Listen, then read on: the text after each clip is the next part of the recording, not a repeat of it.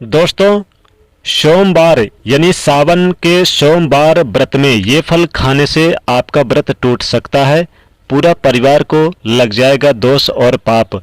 अगर आप सावन सोमवार का व्रत रखते हैं तो ये फल भूल कर भी सावन सोमवार के दिन मत खाना।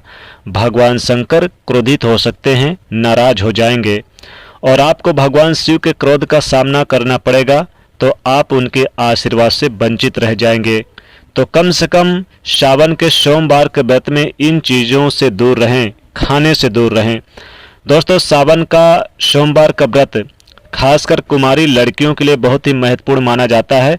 सच्चे दिल से जो कुमारी कन्याएं या फिर जो भी श्रद्धालु भक्त भगवान शिव की पूजा अर्चना व्रत आदि करते हैं तो उन्हें उनके मनपसंद वर की प्राप्ति होती है।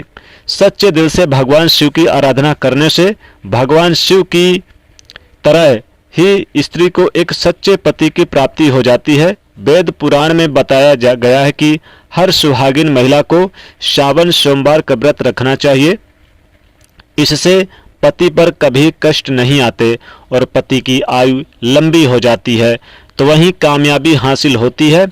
इसी के साथ ही क्या आप जानते हैं, सावन सोमवार के व्रत में ये फल कभी ना खाएं, भूल कर भी नहीं खाना चाहिए। अगर आप गलती से भी इस फल को खा लेते हैं तो जिंदगी भर भगवान शिव के क्रोध का सामना करना पड़ सकता है। आपका व्रत भंग हो सकता है, टूट सकता है, यहाँ तक कि आपके परिवार पर कष्ट आ सकते हैं। कम से कम सावन के सोमवार के व्रत में ऐसा पाप कभी ना करें। दोस्तों, एक बार सच्चे दिल से भगवान शिव का जयकारा जरूर लगाएं और कमेंट में ओम नमः शिवाय जय माता पार्वती जरूर लिखें। और दोस्तों, भगवान शिव के सच्चे भक्त इस वीडियो को लाइक जरूर कर दें।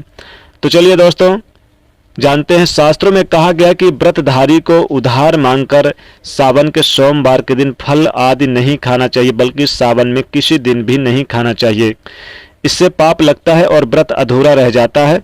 सोमवार का व्रत हो या फिर कोई भी व्रत हो, पड़ोसियों से मांगकर भी आप व्रत आदि में फल वगैरह नहीं खाना चाहिए। व्रत में उधार मांगकर खाने से व्यक्ति का व्रत झूठा हो जाता है।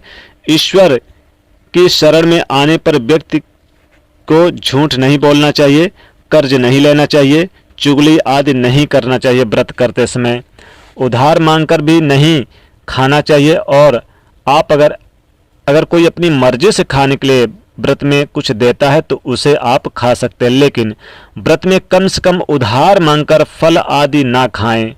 इससे पाप लगता है और व्यक्ति का पवित्रता भंग हो जाती है।